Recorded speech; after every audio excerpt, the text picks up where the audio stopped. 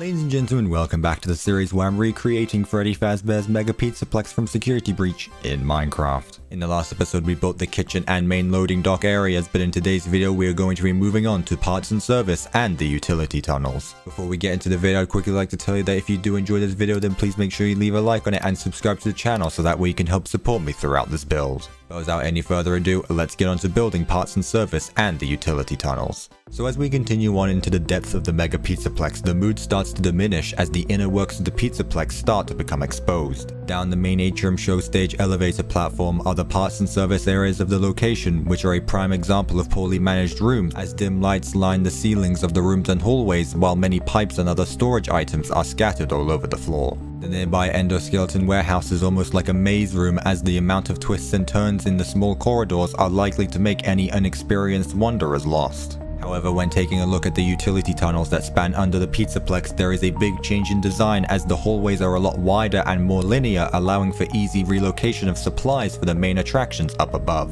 The outlines for this build show what all of the areas underneath the Pizzaplex would look like, as we can now get a better look at everything coming together. In order to construct these hallways, the main Pizzaplex build had to be fully completed, as they span from the far end of Rockstar Row all the way down to the office near the main entrance lobby. With every nook and cranny in its proper position, however, it is now time that we can get started building and begin with parts and service.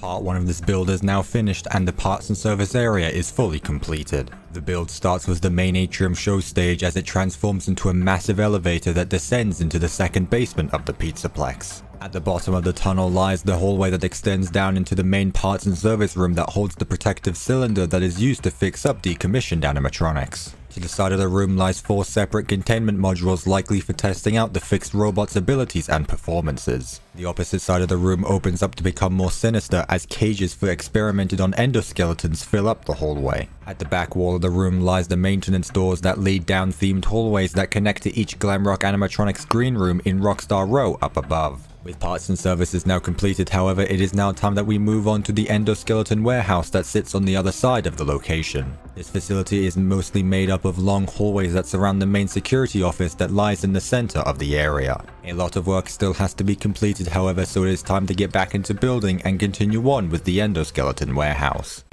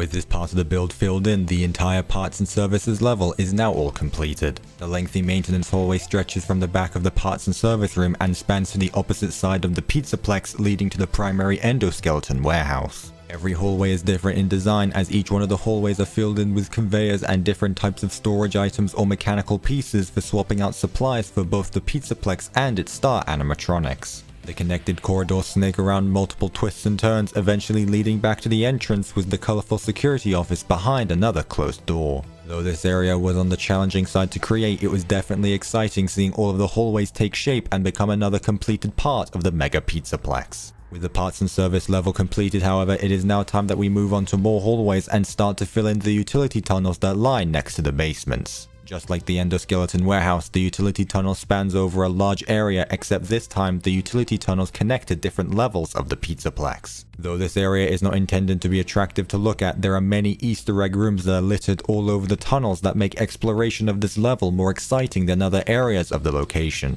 So to finish up this episode, let's get the maintenance tunnels all completed and finish up another section of the Mega Pizzaplex.